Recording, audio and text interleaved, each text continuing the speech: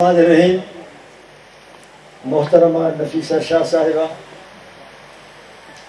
فیصل کریم کنڈی صاحب، شاہدہ رحمانی صاحبہ، شہادت آوان صاحب، افتخار صاحب اور بخاری صاحب، غلام ادریس صاحب، مجھے تو چاہیے تھا کہ ہر ایک کے بارے میں ایک جملہ دو جملہ کہتا، لیکن وقت کی کمی ہے اور میں دیکھ رہا ہوں کہ پنڈال میں بہت ہی معتبر خواتین و حضرات موجود ہیں۔ فرداً فرداً ہر ایک کا نام لینا اور دوسروں کو نظر انداز کرنا ممکن نہیں، لیکن اس کے باوجود آئی مسٹ ایکنالج کہ آج یہاں پر نرگس فیض ملک بیٹھی ہیں۔ انہوں نے ابھی حال ہی میں اپنے خاندان میں بڑا صدمہ سہا ہے۔ اپنے ذاتی غم کو بھلا کر شہید بے نظیر بھٹو کی برتھ ڈے سیلیبریشن میں خوشی میں شرکت کر کے میں آپ کو ویلکم کرتا ہوں۔ یہ بڑا ریئر ہوتا ہے اپنے غم کو بھلا کر پارٹی کی خوشی میں شامل ہونا، اور میں صفتر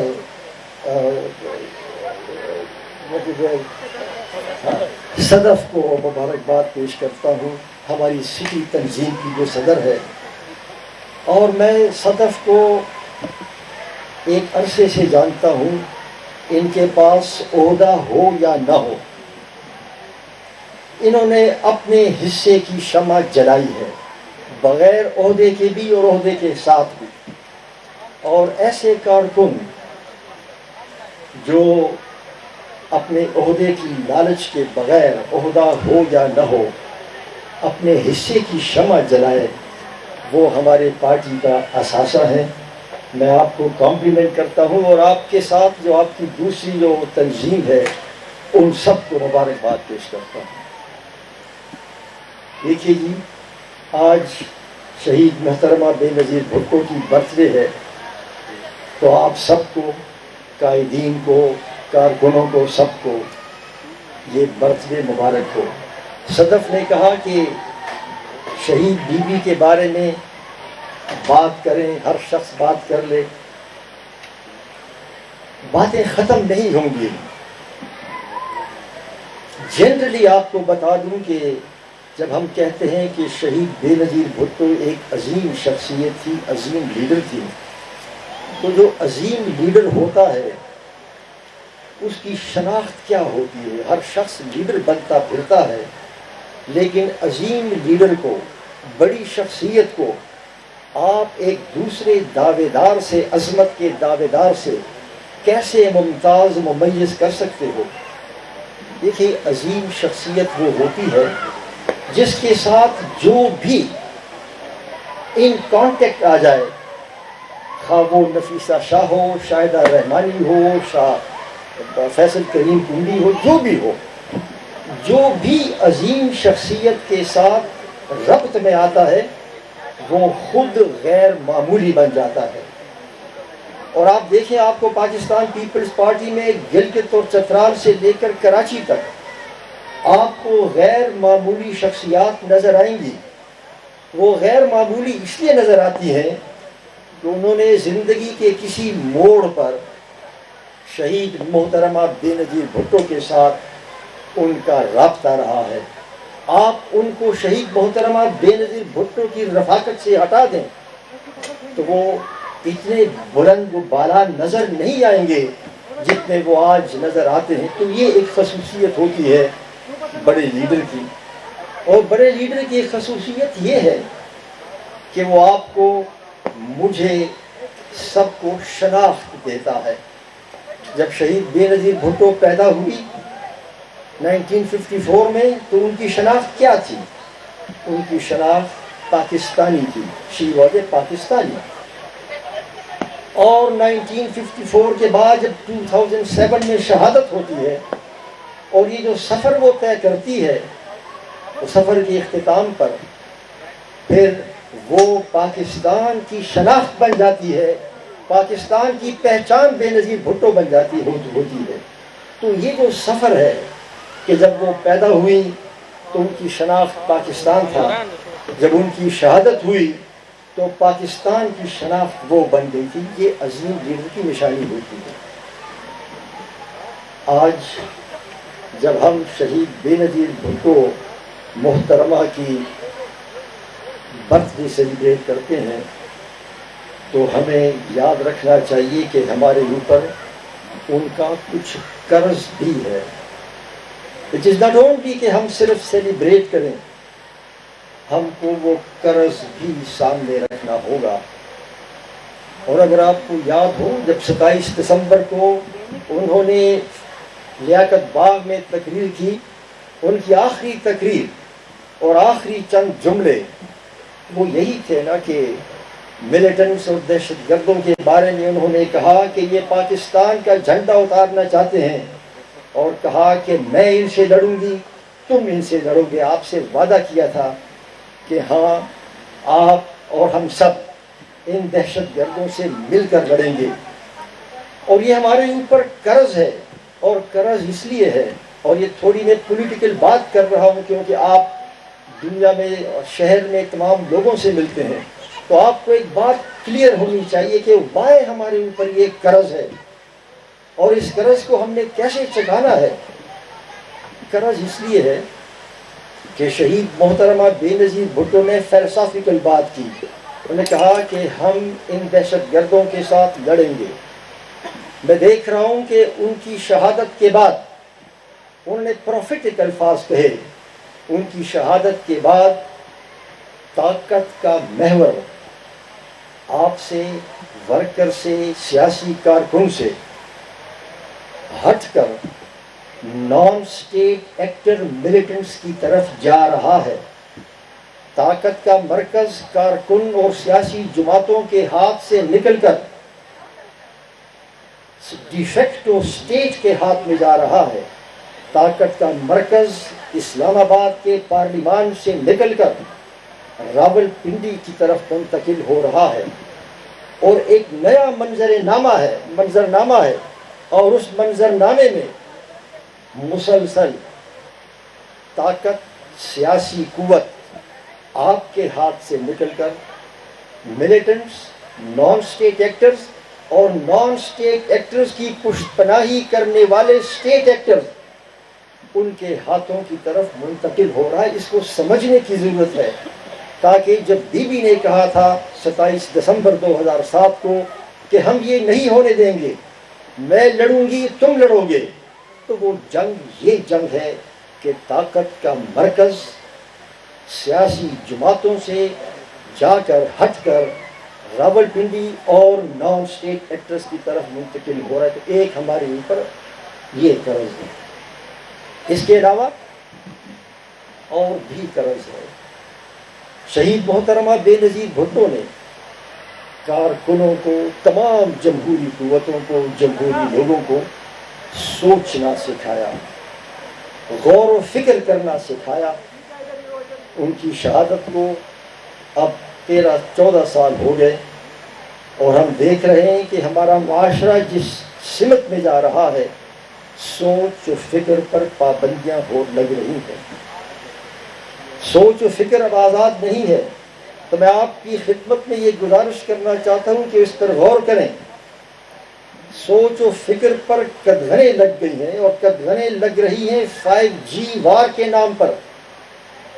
اور 5G وار کے نام پر دراصل 5G وار وہ جنگ ہے جو ریاست نے شہریوں پر مسلط کی ہے، لیکن ہمارے کچھ ادارے 5G وار کو کچھ اور رنگ دے رہے ہیں۔ تو ہمیں یہ دیکھنا ہوگا کہ سوچ اور فکر پر جو پابندی ہے اس کا ہم نے مقابلہ کرنا ہوگا، کیونکہ جس معاشرے میں سوچ اور فکر مفقود ہو جائے، جب آزادی اظہار رائے نہ ہو، تو اس معاشرے کا مادی وجود تو برقرار رہتا ہے، لیکن اس معاشرے کا اخلاقی وجود باقی نہیں رہتا۔ اور جب معاشرے کا اخلاقی وجود نہ ہو تو اسٹیٹ نہیں رہ سکتی۔ تو آپ کی اور ہم سب کی ذمہ داری ہے کہ اگر اسٹیٹ کو بچانا ہے، ملک کے اخلاقی وجود کو برقرار رکھنا ہے، تو یہ جو پابندیاں ہیں، اس کے خلاف آواز اٹھانی ہوگی، جد و جہد کرنی ہوگی۔ اور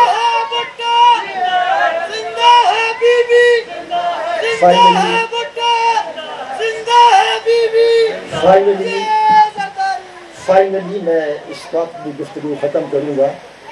ایک جو ہمارے اوپر قرض ہے، شہید محترمہ بے نظیر بھٹو فیڈریشن کی علامت تھی۔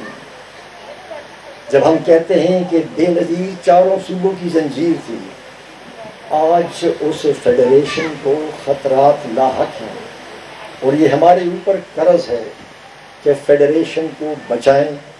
اور یہ میں اس لیے کہہ رہا ہوں کہ فیڈریشن کے اوپر حملے جو ہیں وہ کب سے شروع ہوئے؟ یہ تو 18ویں آئینی ترمیم کے بعد ہی شروع ہو گئے تھے، جب یہ کہا گیا کہ 18ویں آئینی ترمیم شیخ مجیب کے 6 نکات سے زیادہ خطرناک ہے۔